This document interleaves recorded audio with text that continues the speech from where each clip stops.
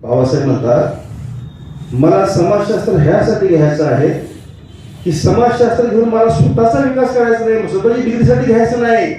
माझ्या समाजाला जे दुःख यातना भोगायची पाळी आलेली आहे त्या दुःख यातना कमी करण्यासाठी मला समाजशास्त्राचा सखोल असा अभ्यास करायचा आहे आणि या माझ्या सर्व दीन दलित गरजू अस्पृश्य लोकांना त्यातून बाहेर काढायचं आहे. म्हणून महाराज मी समाजशास्त्र घेऊन उभा आहे.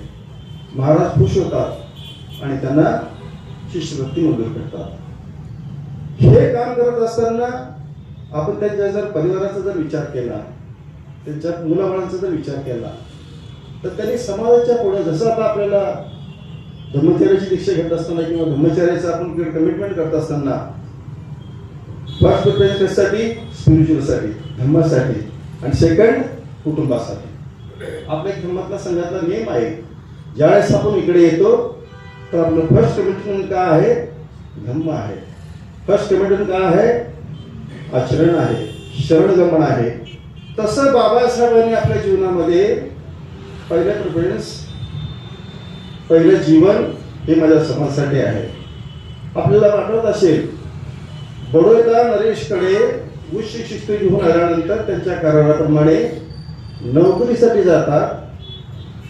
त्या ठिकाणी एखाद्या फोर्थ क्लासच्या कर्मचाऱ्यालाही वागणूक मिळत नाही, तशा प्रकारची वागणूक बाबासाहेबांच्या वाट्याला येते. बाबासाहेब निराश होतात आणि मग तिथून ते विचार करतात की मी एवढ्या डिग्र्या घेऊन, एवढ्या उच्च घोषित शिक्षण घेऊन माझी जर वागणूक ह्या लोकांकडून जर अशी असेल, मला एवढी जर अभिमान होत असेल, अपमान होत असेल, तर माझ्या ह्या अनपढ अशिक्षित गरीब ज्याला शिक्षणाचा गंध नाही अशा लोकांची काय अवस्था होत असेल, त्यांना काय लोक वागणूक देत असतील, त्यांची काय स्थिती असेल, कुठल्या प्रसंगातून ते जात असतील, अशा प्रकारचा विचार करून ऑफिसमधून बाहेर येतात. त्याच्यामध्ये अनेक प्रयत्न करतात. राहायला जागा मिळत नाही, अक्षरशः रात्रीच्या वेळी बाबासाहेबांना काढलं जातं, घर मिळत नाही, कोणी सन्मानानं बोलत नाही, शिपाई फाईल फेकून टाकतो, पाण्याचं वेगळं भांडं ठेवलं जातं. अशा अनेक गोष्टी का त्या सहन देशामुळे केल्या. त्यांच्याकडून मजबुरी नव्हती, पण दिलेला शब्द जो महाराजांना आहे तो पाळण्यासाठी बाबासाहेबांनी ते सहन केलं. पण जास्त आधी होत असल्यामुळे बाबासाहेब ऑफिसच्या बाहेर येतात आणि बडोद्यामध्ये एका पिंपळाच्या वृक्षाखाली बसून पहिल्यांदा बाबासाहेब रडतात जीवनामध्ये. आणि त्यावेळेस त्याने एक संकल्प करतात की हे जे जीवन माझ्या वाट्याला आलेलं आहे, ही जी परिस्थिती मला भोगावं लागत आहे, या परिस्थितीचा सामना माझ्या दीन दुबळ्या गरीब अशिक्षित लोकांना दे. या लोकांचं जे काय जीवन आहे, या लोकांचं जीवनमान मी सुधारल्याशिवाय स्वस्थ बसणार नाही. आणि जर मी यांना न्याय मिळवून देऊ शकलो, यांचं जीवनमान जर चांगलं घडवू शकलो नाही, तर मी स्वतःला गोळी मारून माझं आयुष्य संपवेन. अशा प्रकारची संकल्पना, अशा प्रकारचं एक निष्ठा ध्येय त्याकडे व्यक्त करतात आणि निघून पुन्हा मुंबईला येतात. हा त्याग थोडा आहे का? हा त्याग काय कमी आहे का? आपण आपल्या स्वतःच्या स्वार्थासाठी कुठल्याही ठराला जायला तयार होतो का? तर आपल्याकडे कुठं कुणाचा आदर्श नाही, कुणाविषयी तळमळ नाही, कुणाविषयी आपुलकी नाही, कुणाविषयी आपलेपणा नाही. घरातल्या घरात बी आपल्यामध्ये आपण आपलेपणा नाही, घरातल्या घरात सुद्धा आपण एकमेकाची चौकशी करत नाही. तो तर समाजाविषयीचा विचार. आणि हे विचार बाबासाहेबांच्या त्यावेळेसच्या जीवनामध्ये आले असतील, म्हणजेच हे बाबासाहेबांमध्ये बोधिसत्वाच्या गुणाची निर्मिती होत असेल का असं वाटतं. एक बोधिसत्वच असे विचार करू शकतो की मनुष्याच्या किंवा सजीवांच्या कल्याणासाठी, सजीवांच्या भल्यासाठी आपलं जीवन व्यतीत करणाराच बोधिसत्व असतो. आणि म्हणून असं वाटतं मला तरी की बोधिसत्वाच्या गुणाची निर्मिती बाबासाहेबांच्या मध्ये काय असं वाटतं मला. आणि म्हणून त्यांनी स्वतःचा विचार केलेला नाही, कुटुंबाचा विचार केलेला नाही. मी जर हे नोकरी सोडली तर माझ्या वडिलांना काय वाटेल, माझ्या पत्नीला काय वाटेल, माझ्या मुलाबाळांचं कसं होईल, याचा विचार कितीही न करता त्यांनी फक्त डोळ्यासमोर समाजाचे दुःख, समाजाची परिस्थिती, समाजाची जी स्थिती आहे त्या स्थितीला सोडण्यासाठी नोकरीचा त्याग करतात. आणि मुंबईला निघून येतात आणि मग तिथून खऱ्या अर्थाने जे जे काही त्यांनी बोललेलं आहे त्या त्या गोष्टी अनेक प्रकारे त्या पूर्ण करण्याचा आणि आपल्या समाजाला न्याय देण्याचा, माणूस म्हणून जगण्यासाठी त्यांना जे जे काही लागतं त्या करण्याचा बाबासाहेबांनी पूर्ण केला दिसून येतं. आपल्याला त्याचं निधन होतं, पत्नी निघून जातली, अशा वेळेस आपल्या समाजाच्या भल्यासाठी सगळ्यासाठी बाहेर पडतात आणि ते सर्व विसरून जाऊन पुन्हा एका आपल्या समाजाच्या नवनिर्मितीसाठी, आपल्या सर्वांच्या सुखासाठी, आनंदासाठी, आपल्याला एक माणूस म्हणून जगणं मिळावं म्हणून पुन्हा ते आपल्याला कार्यामध्ये जोडून देतात. हा त्याग का थोडा आहे का? आम्ही घर सोडलं तर आम्हाला कधी घराकडे जाऊ, कधी मुलाकडे बघू, कधी काय करत नसतील काय नाही, सगळ्या गोष्टी आपल्याला लागतात. परंतु बाबासाहेबांचं जे काही चित्त होतं, बाबासाहेब जे काही लक्ष होतं, बाबासाहेबांचे जे काही विचार होते ते तुमच्या आमच्यासाठी जळत होते, तुमच्यासाठी मदत होते आणि आपल्यालाच लोकांसाठी हाच माझा कुटुंब आहे, हाच माझा परिवार आहे म्हणून त्यांनी आपल्या सर्व कौटुंबिक जनाकडे, घराकडे पहिल्यांदा लक्ष न देता आपल्यावर लक्ष फोकस करून आपल्या सर्व कुटुंबाचा त्याग करून आपल्यासाठी आपलं जीवन व्यतीत केलेलं आपल्याला दिसून येत आहे. आणि म्हणून हा फार मोठा त्याग बाबासाहेबच्या जीवनामधला एक महत्त्वाचा असा पैलू आहे असं मला वाटतं. त्याच्यानंतरचा जो काही त्याचा पैलू आहे की बुद्धावरती, सम्यक संबुद्धावरती अतिशय अपार अशी श्रद्धा आणि निष्ठा होती. बाबासाहेबांची तथागत सम्यक संबुद्धावरती अतिशय महत्वपूर्ण अशी अतिशय निष्ठा, श्रद्धा होती आणि म्हणूनच त्यांनी, मला वाटतं पिळसुजीच्या बुद्ध चरित्रावरून त्यांनी थोडंसं वाचन केलं असणारच.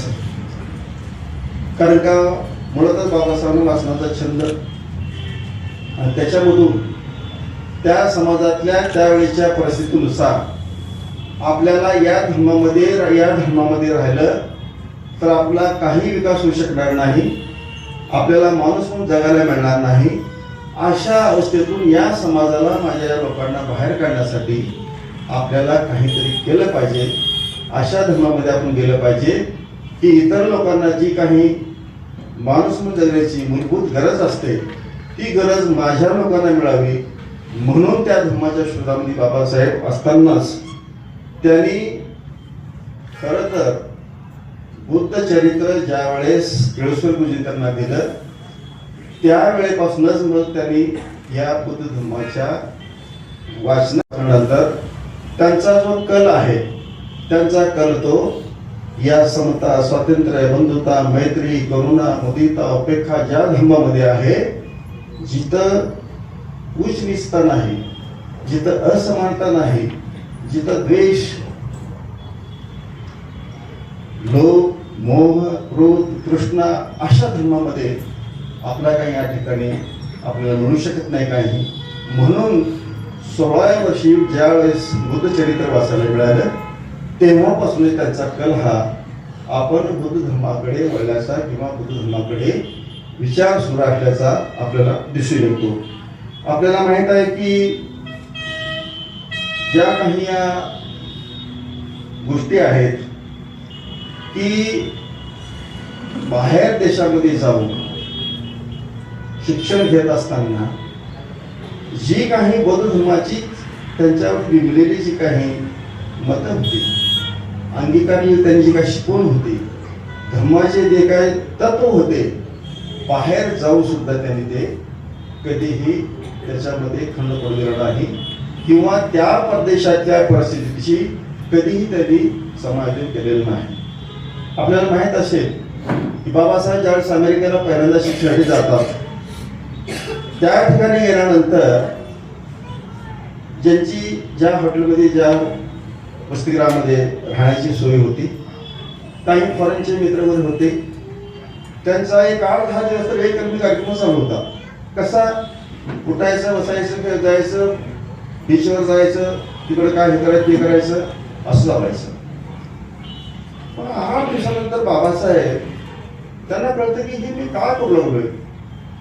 भारतामधून ज्यांच्या दुसऱ्याच्या स्कॉलरशिपवरती उपकारावरती मी शिक्षण घेण्यासाठी आलोय, माझ्या आईवडिलांची माझ्या लोकांची कितीतरी माझ्याविषयीची अपेक्षा असतील, आमचे काय चालले म्हणले. कारण हे जे मित्र दररोज यायचे, कुटवायचे, बीचवर जायचं, तिकडे जा फिर इकडे जा फिर तिकडे जा फिर करायचे आणि पुन्हा एका रात्री बाबासाहेब पुन्हा त्यांना असं वाटतं की मी इथं का करायला आलोय आणि माझे का चाललंय. माझा भारत देश आहे, माझ्यातली संस्कृती वेगळी आहे, माझ्यातले विचार वेगळे आहेत, माझ्यातली समाजाची रचना वेगळी आहे आणि हे काय चाललंय, मी इथं कशासाठी आलोय. निश्चय करतात त्याच रात्री की उद्या मी माझ्या मित्रासोबत बीचवर जाणार नाही, पबमध्ये जाणार नाही, की कुठे जाणार नाही. आणि त्यावेळेस त्यांना जाणीव होते की मी इथं जे आलेलो आहो ती मी फक्त शिक्षण घेण्यासाठी आलेलो आहे. कारण का ही संधी मला केवळ एका विशिष्ट मर्यादेपुढच्या कालावधीची आणि विशिष्ट स्कॉलरशिपमुळेच मला मिळालेली आहे आणि मी या मिळालेल्या संधीचं मी पूर्ण करणार, मी या संधीचा फायदा घेणार आणि मी उद्यापासून हे सर्व बंद करणार. आणि म्हणून मग त्यांनी आपली जी काही संस्कृती आहे, आपल्या भारत देशामध्ये जी काही रीतिरिवाज आहेत, जी काय आपली वागण्याची पद्धत आहे, त्या पद्धतीला दूर न करता किंवा त्याला बाजूला न करता त्या फॉरेनच्या गोष्टीला सोडून देतात आणि तिथे सुद्धा जी पद्धत आपली भारतीयाची आहे तीच अंगीकार करून तिथल्या कुठल्याही परिस्थितीला बळी न पडता त्यांनी आपली ही जी काही संस्कृती आहे, हा जो काही धर्माचा प्रवास आहे, त्या धर्माच्या प्रवासातील काही मूल्य, काही मुद्दे बाबासाहेबांच्या मनाला पडले असल्यामुळं आणि त्याचप्रमाणे त्याने सुद्धा परदेशात सुद्धा आपलं जीवन त्याप्रमाणे व्यतीत करण्याचा प्रयत्न करतात आणि ते सक्सेसफुल तारीख राहतात आणि मग ते परत आपल्याकडे आलेले येतात. म्हणजे बाहेरला जरी असले आणि परदेशात जरी असले तर मूळ जो बौद्ध धर्म आहे आपला, तो बौद्ध धर्म त्यांनी आपल्या जीवनामध्ये उतरण्याचा किंवा ती अंगीकार करण्याचा प्रयत्न केला दिसून येतो. आपल्याला माहित असेल की बाबासाहेब धर्म स्वीकारण्या अगोदर बाबासाहेबांनी बुद्धत्वाचे बीज कसं मूर्तिमंत उदाहरण जर पाहायचं असेल तर 1954ला रंगून ब्रह्मदेशामध्ये ज्यावेळेस त्यांनी तिथल्या व्याख्यानमाला गेले आणि तिथून येताना त्यांनी बुद्ध रूप आणलं आणि 27 डिसेंबर 1954ला देहू रोड येथे त्या बुद्ध रूपाची स्थापना करून तिथे विहार निर्मिती केली. बाबासाहेब धर्मांतर केले होते, ती बुद्धिस्ट होते नाही, परंतु जे 16व्या वर्षापासून जे बुद्धत्वाचे बीज किंवा बौद्ध धर्माची जी काही तत्व आहेत, नियम आहेत, धर्म आहे, हा धर्मच माणसाला माणूस म्हणून जगण्याची संधी निर्माण करून देणार आहे. या तळागाळातील लोकांना आणि सर्वसामान्य माणसाला, श्रीमंताला एकाच जागेमध्ये, एकाच रांगेमध्ये, एकाच तुलनेमध्ये बसवणारा धर्म आहे. इथं कुठलीही उच्च नाही, कुठलीही विषमता नाही, जातपात नाही. अशा धर्मामध्ये मला गेलं पाहिजे आणि त्याचीच पुनरावृत्ती किंवा त्याची जी काही झलक मिळते बाबासाहेबांची, की बौद्ध धर्माचा स्वीकार करण्या अगोदर त्यांनी हे देहू रोडला 1954ला रंगून येथून आणलेले बुद्ध रूप तिथं आज त्याची साक्ष आहे. म्हणजेच बाबासाहेबांची बुद्धाच्या धर्मावरती किती निष्ठा होती, किती श्रद्धा होती यातून आपल्याला अधोरेखित होतं. आणि म्हणून बाबासाहेबांनी जी निष्ठा, जी श्रद्धा होती ती खरं करून दाखवली आणि ती श्रद्धा आणि ती निष्ठा 14 ऑक्टोबर 1956ला आपल्या सर्वांना दीक्षाच्या रूपाने ती दिलेली आपल्याला दिसून येते. अशी श्रद्धा पाहिजे, अशी निष्ठा पाहिजे. कुठलीही गोष्ट घाईगडबडीत नाही, कुठेही तडजोड नाही, त्याच्या खोलावर जाऊन खरोखरच जसं आपलं भौतिक जीवन आता आहे, भौतिक जीवनामध्ये जगत असताना आपल्याला अनेक गोष्टी फुलवणाऱ्या असतात, चकटणाऱ्या असतात, क्षणिक असतात.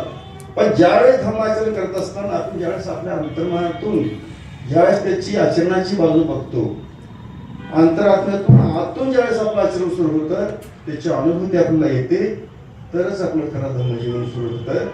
नाही तर आपण नुसतं आम्ही केसा घालतो, लोक बघता मला जन्मचेहरे फार चांगले असतील, फार हे असतील, असे असतील, तसे असतील, ते सगळं झूट आहे.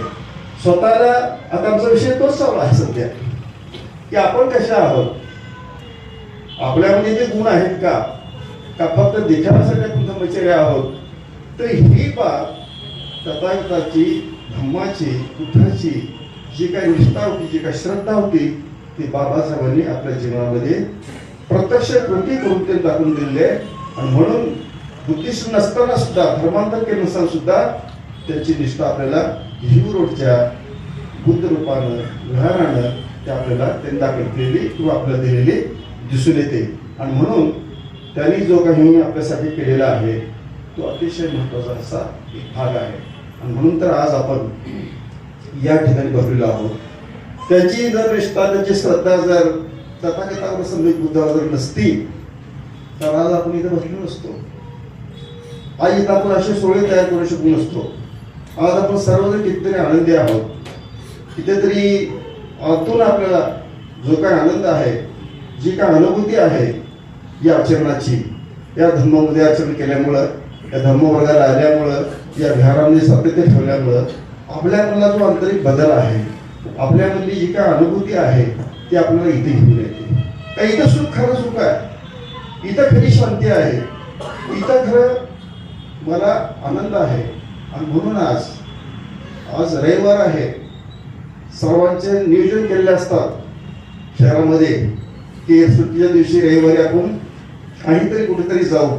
त्या सगळ्या गोष्टीला तुम्ही सोडून इथे काहीतरी आज चांगले मिळणार आहे, काहीतरी ऐकायला मिळणार आहे, कुठेतरी धर्मभूषण आहे, कुठला बघू काय विद्युत काय नाही, त्यातून काहीतरी मिळेल. म्हणून तुम्ही सगळ्या गोष्टीला त्याग करून या ठिकाणी तुमच्या वेळेचं इथं दिला.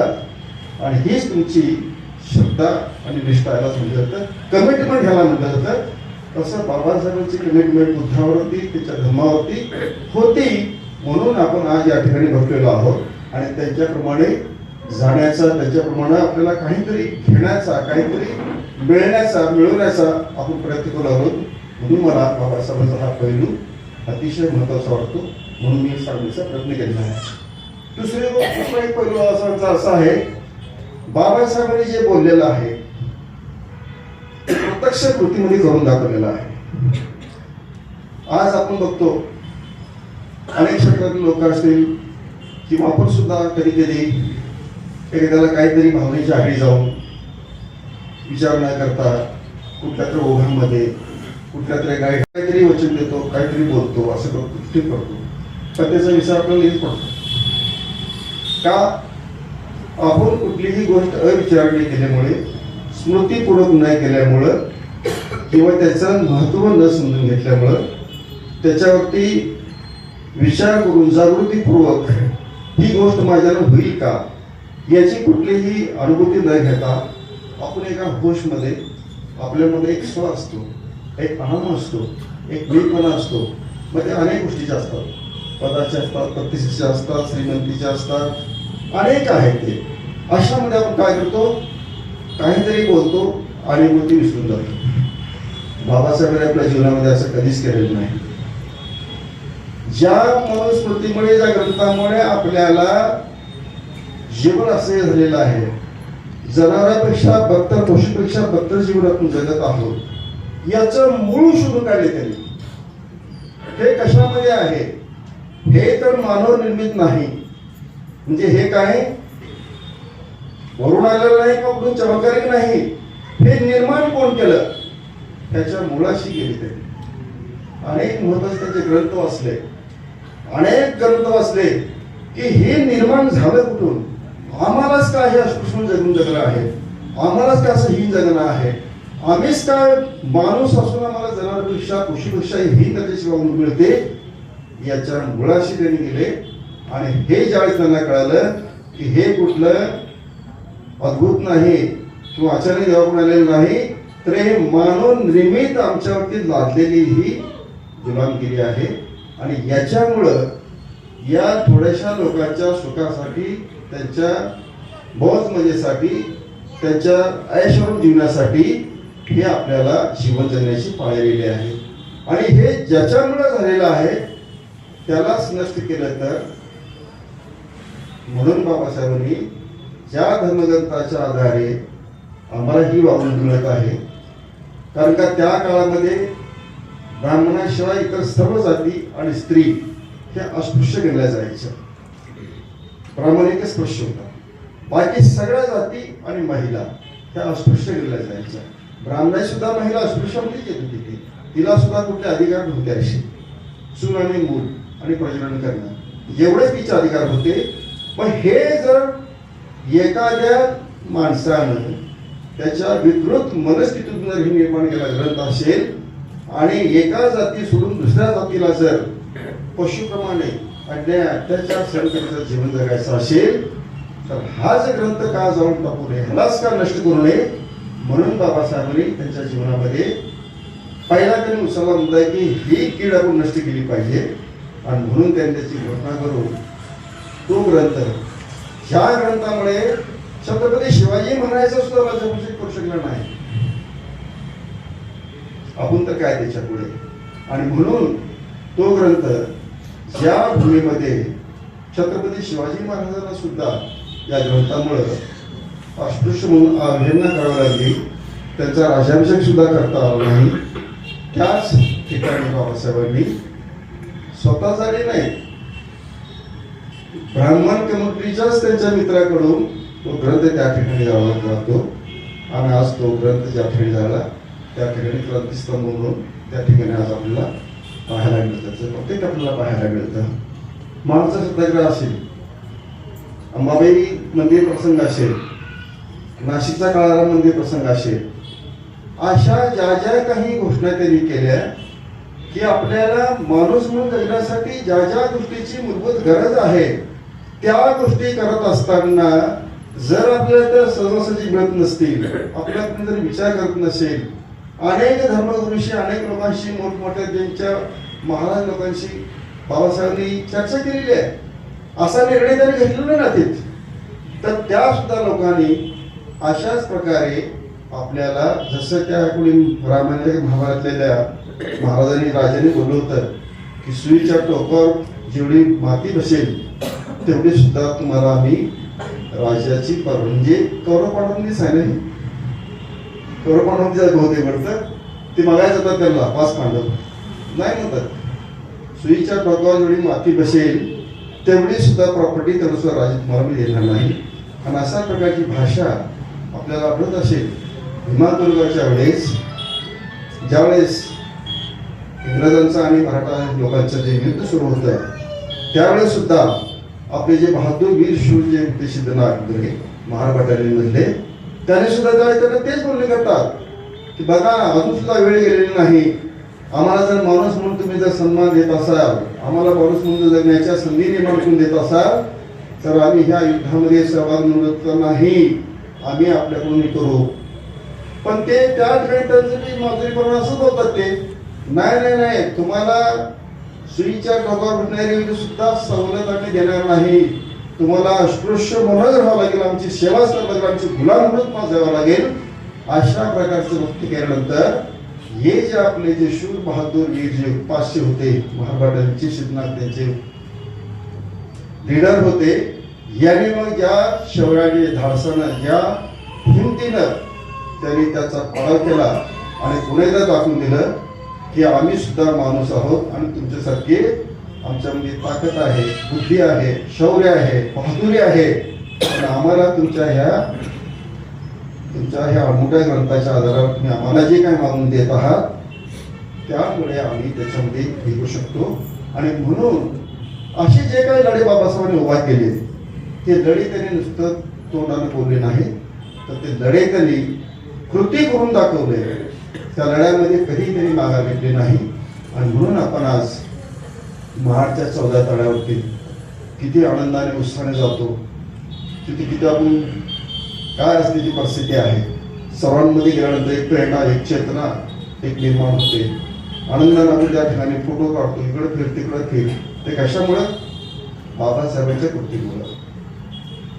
आज आपण नाशिकच्या काळाराम मंदिरामध्ये अतिशय काय कुठल्याही भक्ताच्या मंदिरामध्ये आज आपण अतिशय आनंदाने, अभिमानानं, धाडसानं न घेता छातीत ठोकपणे जाऊन आतमध्ये प्रवेश करून देतो. आपल्याला त्याच्याशी काय दर्शन करण्यासाठी किंवा काय मागण्यासाठी काय नाही. आपण तसं आपला तो धर्मच नाही. पण एक माणूस म्हणून सर्व ठिकाणी आपल्याला प्रवेश पाहिजे. माणसाला जो ठिकाणी ज्या ठिकाणी प्रत्येकाला जिथं जाण्याचा अधिकार आहे, जे करण्याचा बोलण्याचा चालण्याचा जो अधिकार आहे, तो अधिकार मिळण्यासाठी बाबासाहेबांनी हे सगळे सत्कार केलेले आपल्या दिसून येते. आपल्याला काय दर्शन घ्यायसाठी जायचं नव्हतं, परंतु माणूस म्हणून आपल्याला जो काय आहे आमचा या पृथ्वीवरच्या सर्व गोष्टीचा जी नैसर्गिक परिस्थिती आहे, जी नैसर्गिक साधनं आहेत, त्या सर्व साधनांचा आम्हाला सुद्धा उपभोग घ्यायचा अधिकार आहे, हे दाखवून देण्यासाठी बाबासाहेबांनी हे लढे केलेलं आपल्याला दिसून येतं. आणि म्हणून बाबासाहेबांनी जे घडलेलं आहे ते त्यांनी आपल्या जीवनामध्ये सार्थ करून दाखवलेलं आहे, प्रत्यक्ष कृती करून दाखवलेलं आहे. आणि म्हणून आपण आज या प्रत्येक क्षेत्रामध्ये आपल्याला आता कुणी असं बोट दाखवू शकत नाही की हा अस्पृश्य आहे, त्याला मंदिर नाकारायचं करायचं. आपली ओळखच संपडी लुटून टाकली बाबासाहेबांनी. एक नवीन जन्मच आपल्याला बाबासाहेब दिलेला आहे. कशामुळे? त्याच्या प्रत्यक्ष कृतीमुळे. धर्मांतराची घोषणा केली, धर्मांतर करून दाखवलं, पानवटे बंद होते, बाहेरचा सत्याग्रह केला, पानवटे सगळे खुले करून टाकले. मंदिरामध्ये प्रवेश नव्हते, आज मंदिरामध्ये ते लोक म्हणतात या ना, या ना साहेब, या ना साहेब. ही जी परिस्थिती आहे, कुठल्याही क्षेत्रामध्ये जा, आज कुठल्याही क्षेत्रामध्ये जा, आज आपल्याकडे लोक सन्मानाने बघतात, एक व्यक्ती म्हणून आपल्याकडे बघतात. पूर्वी आपल्याकडे व्यक्ती नाही, जनावरांपेक्षाही बघतात दृष्टिकोनातून बघायचे. पण आज आपल्या राहणीमानामध्ये, आपल्या बोलण्यामध्ये, आपल्या शिक्षणामध्ये आमूलाग्र असं बदल होत गेल्यामुळे आज आपण बाबासाहेबांचे ऋणी आहोत.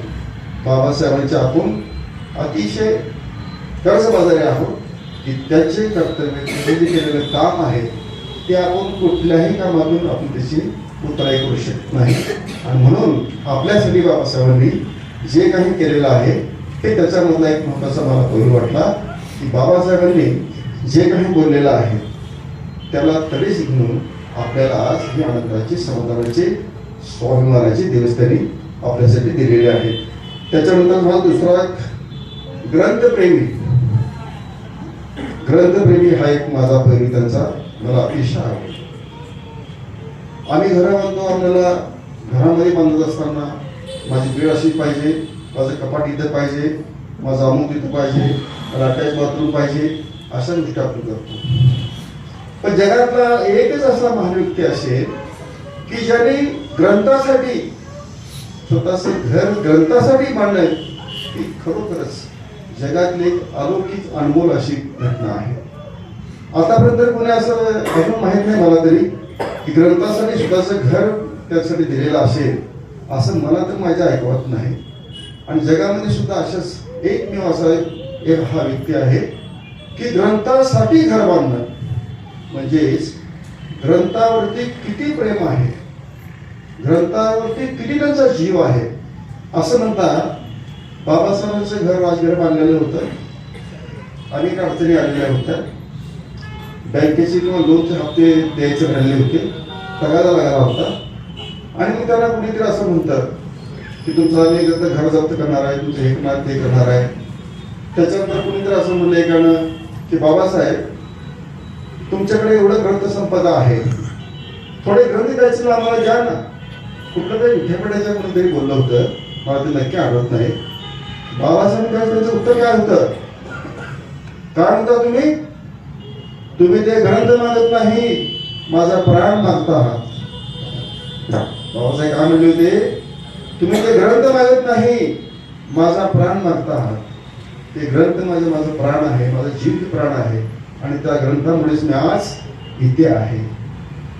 किती निष्ठा, किती प्रेम, किती त्याच्यावरती विश्वास, जीवनाला कलाटणी देणारे ते ग्रंथ होते, समाजाला बदलणारे ते ग्रंथ होते. जगामधला सर्वात उच्च घोषित अशा पदव्या घेऊन जगातला सिम्बॉल ऑफ नॉलेज काम लावलेलं होतं. आणि म्हणून त्यांचं ग्रंथावर एवढं प्रेम होतं की स्वतः म्हणायचे माझा प्राण गेला तरी चालेल, पण माझे ग्रंथ घेऊन जाऊ नका. तुम्हाला वसुली करायची आहे, धर्म तुम्हाला करायचं आहे ना, तुम्ही माझा काही करा, माझा प्राण घ्या, परंतु माझ्या ग्रंथाला हात लावायचा नाही. किती ग्रंथ होते. जे शिकवणारे प्राध्यापक होते त्यांना त्याचे अर्थ कळत नव्हते.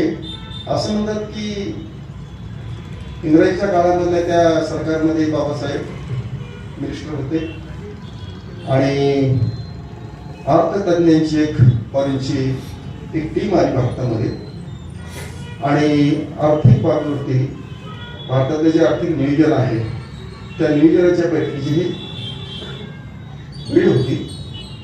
अनेक असे लोक त्या ठिकाणी भारतामध्ये जे काही अर्थतज्ञ होते त्या लोकांना बोलवलं होतं.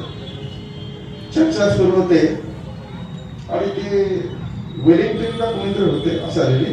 त्यांनी बाबासाहेबांना बोलू दिलं नाही आणि त्यांना काय वाटलं की बाबासाहेबांपेक्षा हे सगळे अर्थशास्त्रातले विद्वान आहेत, तज्ञ आहेत, त्याचा समज झाला आणि त्यांनी मग बाबासाहेबांची लोक बोलले आणि ती मीटिंग तरी क्लोज करायची ह्याच्यात आली होती.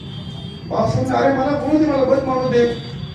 हसून खाजीलपणे बाबासाहेबांना थोडंसं एका गोष्टीला असं नजरअंदाज करून तुम्ही काय बोलणार आहे तर बाबासाहेब, एवढ्या मोठे तज्ञ लोक हे बसलेले आहेत, त्यांनी त्यांचं मत मांडलेलं आहे, आता ते झालं का ते. बाबासाहेब म्हणतात वेलिंग्टन का काय त्रास त्याचं नाव होतं जे मुख्य होते त्याची वेलिंग्टन, ह्या तुम्ही ज्या लोकांना अर्थशास्त्रामधले तज्ञ समजता, हुशार समजता आणि यांनी जे काही तर मत पाडलेलं आहे ते मी लिहिलेल्या ग्रंथामधला आहे आणि तो ग्रंथ मला अजून पूर्ण करायचा आहे, तो अपूर्ण आहे म्हटल्याबरोबर ते ग्रस्त उठतात आणि बाबासाहेबांद्वारे सॉरी सॉरी सॉरी सॉरी मग बाबासाहेबांचं मत म्हणलं जातं. ज्यांच्या अर्थशास्त्राच्या संशोधनावरती पीएचडीच्या ग्रंथावरती एका देशाची रिझर्व्ह बँक ऑफ इंडिया त्यांच्या रूल आणि रेग्युलेशनवर जर तयार होत असेल तर त्यांची विद्वत्ता का असेल आणि ही विद्वत्ता कुठून आली? या अनमोल अशा ग्रंथाच्या वाचनातून आली. म्हणून बाबासाहेब ग्रंथप्रेमी होते. ग्रंथ म्हणजे त्यांचा जीव की प्राण होता आणि म्हणून आपण बाबासाहेबांचा हा पैलू या ठिकाणी तुम्हाला सांगण्याचा प्रयत्न केलेला आहे. बाबासाहेबांची जी काही जीवनचर्या होती त्या जीवनचर्यामध्ये बाबासाहेबांनी अतिशय त्याग केलेला आहे. अनेक मान सन्मान विद्वत्ता अनेक गोष्टीमध्ये टॉपवर राहून सुद्धा कधी त्यांनी स्वतःला कधी स्वला शिव दिलेलं नाही, मीपणाला शिव दिलेलं नाही, भानपणाला कधी प्रवेश करू दिलेला नाही. एवढा मोठा विद्वान असून सुद्धा मी केलं असं तरी कधीच बोललेलं नाही. माझं ते कर्तव्य आहे, माझ्या समाजासाठी माझं जीवन हे अर्पण केलेलं आहे आणि मी ते करण्यासाठी हे केलेलं आहे.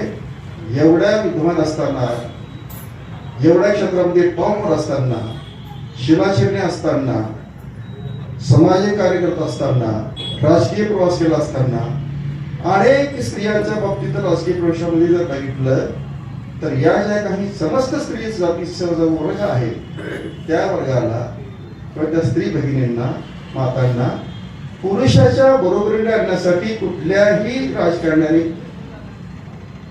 कार्य केलेलं नाही. ते कार्य बाबासाहेबांनी केलेलं आहे. ते कार्य कुठल्याच राजकीय कुठल्याच समाजामधल्या लोकांच्या लक्षात आलं नाही. या देशातील स्त्रीला पहिल्यांदा जर मतदानाचा अधिकार जर दिला असेल तो जगातला पहिला देश आपला आहे आणि तो भारतामध्ये दिलेला आहे बाबासाहेबांनी. इंग्लंड, अमेरिका, रशियासारखे मोठमोठे पुढारलेले देश सुद्धा स्त्रीला अधिकार मतदानाचा दिलेला नव्हता. त्या काळामध्ये बाबासाहेबांनी आपल्या भारतातल्या स्त्रियांना मतदानाचा अधिकार देऊन स्त्री ही पुरुषाच्या कॅपेबल आहे, ती सुद्धा पुरुषाप्रमाणे काम करू शकते. मग तिच्यामध्ये आणि त्याच्या पुरुषामधल्या कामामध्ये फरक जर नसेल तर त्याच्या वेतनामध्ये सुद्धा फरक नाही झाला पाहिजे, त्याच्या कामामध्ये सुद्धा फरक नाही झाला पाहिजे. जे काम पुरुष करतो ते काम स्त्री करू शकते. तिच्यामध्ये सुद्धा ती शक्ती आहे, तिच्यामध्ये सुद्धा ती प्रेरणा आहे. म्हणून बाबासाहेबांनी सर्वात जर काम चालू महत्वाच्या बाबतीत जर केलं असेल तर सर्व जाती धर्माच्या स्त्रियांसाठी, फक्त आपल्या स्त्रियांसाठी नाही, फक्त आपल्याच भागात स्त्रियांसाठी न करता या देशातल्या समस्त स्त्रीवर्गासाठी त्यांनी हे महत्त्वाचं काम करून त्यांना पुरुषाच्या बरोबरीने एक लेवलला सगळ्या संधीमध्ये समानता देऊन त्यांचं उंचीमान वाढवण्याचा आणि त्यांना सुद्धा एक माणूस म्हणून व्यक्ती म्हणून जगण्याचा फार मोठा अधिकार बाबासाहेबांनी दिलेला आपल्याला दिसून येतो. आणि म्हणून आपण बाबासाहेबांचं जर विचार धर्माचं जर बघितलं तर बनते संघरक्षितांचा जे काही धर्म आहे जो संघ आहे या संघामध्ये बाबासाहेबांचं फार मोठं योगदान सुद्धा आपल्याला दिसायला मिळतं. ज्यावेळेस बाबासाहेबांचे विचार चालू होते की आपल्याला आता बौद्ध धर्माकडे जाण्याशिवाय पर्याय नाही आणि अशा काळामध्ये 1950ला जे काय आपल्या कलकत्त्याला महाबोधी पाक्षिक होतं त्या महाबोधी पाक्षिकामध्ये रवाड गुगर त्याच्या धर्माचे भवितव्य हा 27 पानाचा आणि 2,500 शब्दांचा एक विषय मांडून बाबासाहेबांनी त्या महाबोधी पाक्षिकामध्ये प्रसिद्ध करतात. त्यावेळेस बनते संरक्षकजी त्या महाबोधी पाक्षिकाचे संपादक होते. त्यांच्या नजरेस हा लेख जातो आणि हा लेख वाचल्यानंतर बनतेंना असं वाटतं की मी ज्या कामासाठी मी 22 वर्ष 20 वर्ष या भारत देशामध्ये घालवले आणि या देशामध्ये मी 22 वर्ष घालत असताना बौद्ध धर्माच्या भवितव्याचा विशेष माझ्यामध्ये अजून काही आलेला आहे. पण असा कोण आहे की जो भारतातल्या बौद्ध धर्माच्या भविष्याचं तो इथं निदान करतोय.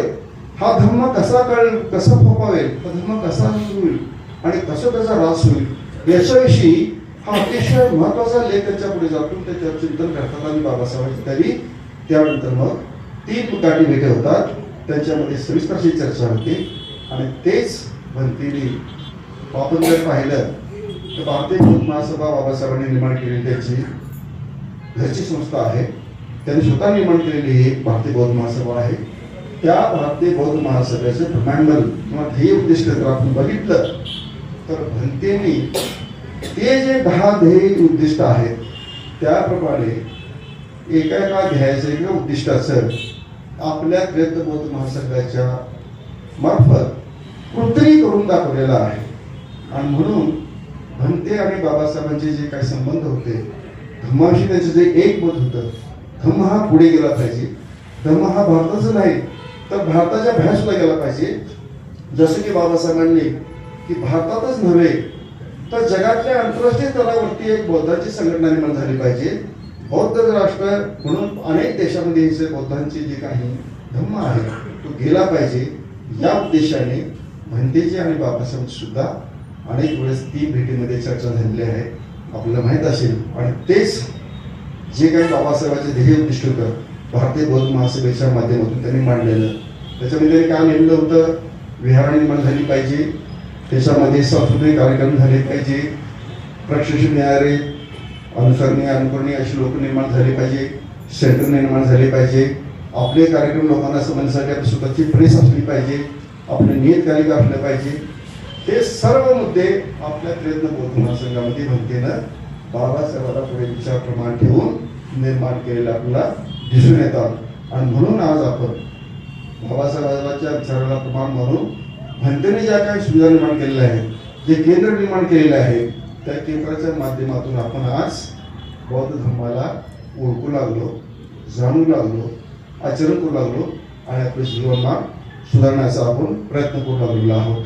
आणि म्हणून आपण जे काही बाबासाहेबांनी आपल्याला दिलेला धर्म आहे तो भंतेनं आपल्याला एक संधी निर्माण करून दिली. ते धर्म काय आहे, धर्माचे तत्व काय आहे, धर्मातले जे काही नीतिनियमन काय आहेत याचं जे काही माध्यम आहे ते भंतेच्या माध्यमातून आपल्याला भारतभरच नव्हे तर देशाच्या 35 देशामध्ये जगातल्या 35 देशामध्ये हा संघ आजपर्यंत कार्यरत आहे असं मला वाटतं. आणि म्हणून आपण बाबासाहेबांनाच भंतेची सुद्धा आपण विचार भंते सुद्धा आपण हे जे काय ऋणी आहोत की या 2 महापुरुषांनी आपल्याला जे काही धर्म दिलेला आहे एक संधी करून दिलेले आहे की आपल्यामध्ये माणूस म्हणून जगण्याची जी काही प्रेरणा आहे जो काही उत्साह आहे आपल्यामध्ये तो निर्माण करण्याचा या लोकांनी प्रयत्न करून दिलेला आहे. आणि म्हणून आज मी माझ्या परीनं बाबासाहेबांच्या जीवनातले जे पैलू होते ते मी माझ्या छोट्याशा बुद्धीच्या माध्यमातून तुमच्यासमोर मांडण्याचा प्रयत्न केलेला आहे। याच्या अगोदरही ह्याच्यावरतीच काहीतरी आपल्याकडे झालंय वाटतं, पण मला वाटतं मला सुद्धा हे विषय माहीत नव्हता। सरांनी ईश्वरत्नांनी सांगितलं मला बाबासाहेबच्या पद्धतीने बोला। मी रात्रीच फक्त एक तास बसलो आणि माझ्या बुद्धीने थोडेसे नोट्स काढले आणि ते नोट्स मी तुम्हाला सांगण्याचा प्रयत्न केलेला आहे। आपल्याला काय ते आवडलं काय नाही आवडलं तो भाग तुमचा आहे। जे काय चांगलं असेल आवडला असेल ठेवून द्या, जे असेल ते माझ्याकडे द्या होऊ द्या। आणि मला आपण या ठिकाणी एक सर्वसाधारण मी एक धर्मचारी आहे, प्राथमिक वर्गातला अजून शिकाऊ उमेदवार आहे। धर्माचरणाच्या मार्गावरती नुकतीच मी हळूहळू चालवलं आहे। अशा माणसाला या ठिकाणी तुमच्या या विहारामध्ये तुमच्याशी हितगुज करण्याची तुमच्याशी बोलण्याची मला संधी निर्माण करून दिली, याच्याबद्दल मी आपल्या पूर्ण ह्या टीमचं आपल्या सर्वांचं खूप खूप खूप आभार व्यक्त करतो। आणि पुन्हा एकदा सर्वांचंच पुनर्नोंदन करतो आणि तेच थांबतो। जय भीम। धन्यवाद धम्मचारी धम्मभूषण यांनी जवळपास 1 तास 1 मिनिट जवळपास आपल्याला धर्मदेशना दिलेली आहे आणि आपल्याला अंतर्मुख करायला त्यांनी भाग पाडलेला आहे। त्यांनी जवळपास 4 ते 5 डॉक्टर बाबासाहेब आंबेडकरांचे पैलू या विषयावर अतिशय सुंदर असं धर्मप्रवचन आपल्याला दिलेलं आहे।